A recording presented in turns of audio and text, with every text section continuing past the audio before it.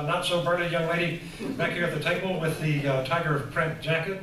That's Judy Hangartner, and she'll be speaking a little later tonight. And of course, the Port of Call is a part sponsor of this too, so we really want to make all of you feel welcome. If you have any questions about what's going on tonight, ask one of these people. Secondly, this being a charter county, Clallam County is one of 7 charter counties, 7 or 8? 7 charter counties in Washington, and we do still have the initiative and referendum, and I think Ed Chad is going to be here to give us a couple minutes about one of the referendum or one of the initiatives that will be on this particular ballot. So where is Ed? There he is. Come on up, Ed. Hey, Dale. Yes, sir. I bet you'd get more in here if we passed you. You know what? I think I will. We're going to pass it around 2 or 3 times. Ed, you go ahead and start. I'll just give them a minute to reach for the wall. Ooh, boy. Dale, I might have misled you. These aren't county initiatives that Riley and I are going to talk about. They're state initiatives. Okay. Is that okay? Yep. Riley, do you want to talk first? No. Come on up. Riley Morgan and I are going to talk about 2 statewide initiatives that were just filed last week, and we got some of the very first petitions hot off the press. It's a really great thing in this state that we've got a strong tradition of grassroots democracy. And as Dale said, we've got it right here in the county that you can file an initiative right here if you want. And of course, being a charter county, there's even another level of that, because every what is it, 7 years? We meet to talk about that stuff. But anyway, Riley and I are going to talk about 2 statewide initiatives that have been filed. Go ahead. Okay.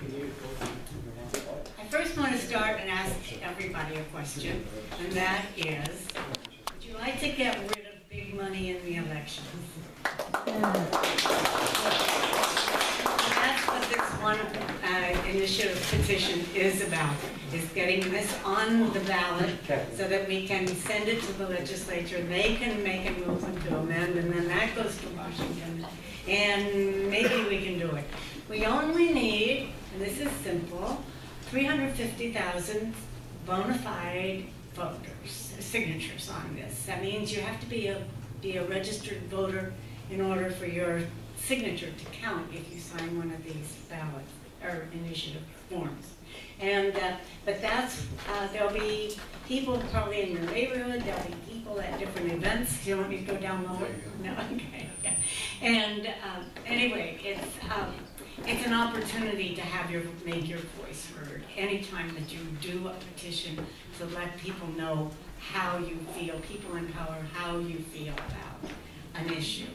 And I think we all do feel very, very strongly that this has been way, way overboard as far as the amount of money that is being spent on elections and the candidates. I mean, the money could be put to much better use, actually, when you're talking millions of dollars.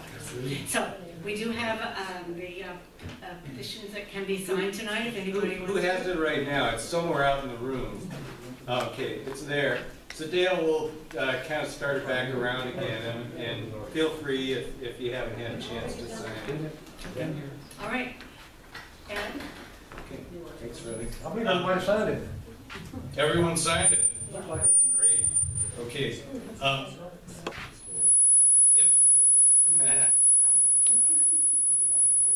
This way. Bring it over this way. Like that. See, you need to be talking up here. So, as long as you keep it in front of it, it'll be fine. okay. I have a feeling that everybody here is a registered voter, but I do want to put in a plug for the League of Women Voters voter registration table, and just say that those of you, Lynn Mensch and Riley Morgan and I, are all members, and there are a number of others. Speaking of which, my button says League of Women Voters Not for Women Only.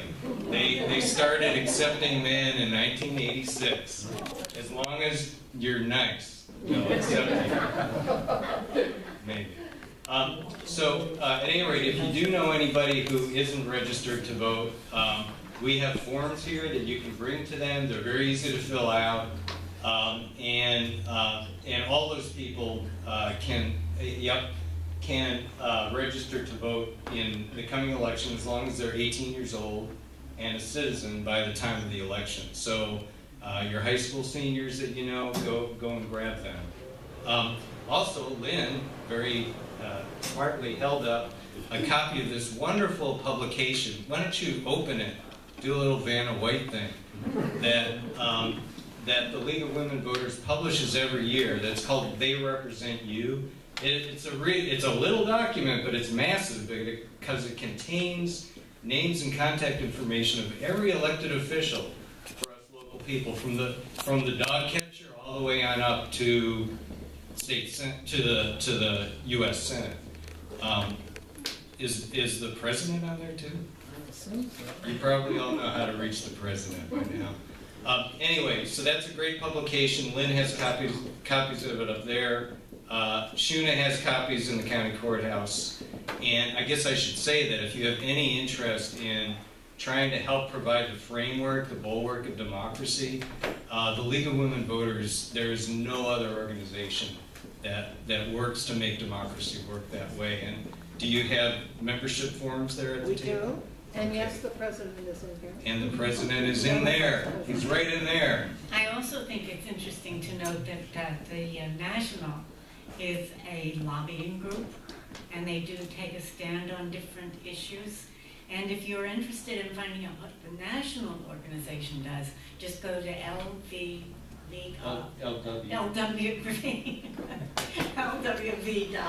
or USA. And Google them, and their website is great. You can say, what issues do you stand for? What are you just, and they tell you about, they were testifying about something just a short time ago in Congress. And it's a very, very active group. And we have a lobbying group in the state here as well. Okay, one more thing. I also represent a group called Olympic Climate Action. So believe it or not, there's a local grassroots group that tries to take action to help save the planet. Actually, it's not to save the planet because the planet's going to be fine. The humans on the planet may not be doing too well in another 100 years, but the planet will live. So what we're trying to do is to help keep the planet be a livable place for our kids, our grandkids, et cetera, et cetera. And the other initiative, which is a little more complicated than the one Riley was talking about, is for a state carbon tax, okay? And it's what's called a revenue-neutral carbon tax, meaning that there's going to be taxes on carbon-based stuff like gas, diesel fuel, and an equal amount of taxes will be reduced on other things. So in particular, the sales tax will be reduced statewide. The B&O tax, how many of you know and love the B&O tax? Okay, it's one of the most ridiculous taxes there is. Anyway, that will be reduced in certain cases. There's going to be an extra credit for families. And so it's not going to increase. In fact, you can go to a little calculator and figure out what impact the tax will have on you. And you can even do that kind of calculation for all of Clallam County. And it turns out, if we implement a carbon tax, because the way we live here, Clallam County will be a net beneficiary of a carbon tax economically. We'll take more money in than we'll put out. Anyway, I realize it's a little more complicated, but honestly, okay, we're human. And as you know, if you want a real incentive to do the right thing, make it an economic one, and trying to incrementally raise the price of fuel, basically that's what we're talking about, is really the only way in the long term to get people, us, to wean ourselves off of carbon. And we got to do it. We have to do it. So anyway, the other petition, which is probably on the table there, is it?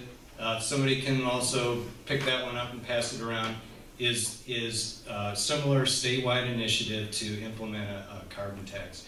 if you really want to know the details, get out your magnifying glass and look at the back of that. So anyway, Dale, thank you very much for where are you? Thanks very much for giving us the time.